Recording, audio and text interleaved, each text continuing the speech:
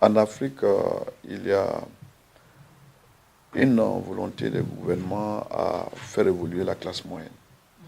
Et sur la création de la richesse, les différentes études montrent, les études économiques montrent qu'il y a de réelles perspectives et que l'Afrique peut avoir à maintenir un taux de croissance économique par rapport au PIB de environ 5% en moyenne annuelle.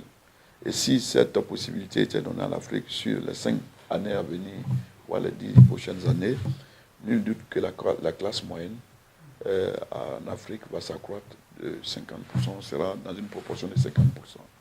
Ce qui nous conduit à dire que la plupart des Africains trouveront le besoin d'avoir à se déplacer et à connaître leur propre continent.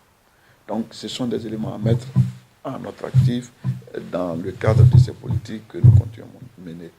Autre élément à mettre en place, aujourd'hui il y a cette coopération entre les pays africains au sein de ce qu'on appelle l'UA, l'Union africaine, qui vise à enlever toutes les barrières de circulation pour que nous bénéficions d'une libre circulation des biens et des personnes à l'échelle continentale, qui, nul doute, permettrait de créer plus de mouvements entre nos populations.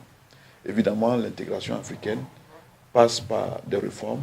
C'est pourquoi nous, au niveau touristique, nous avions 9 réformes phares aussi qui visent le domaine de l'aérien, aussi bien pour les visas et les questions de connectivité aérienne et les questions de sécurité.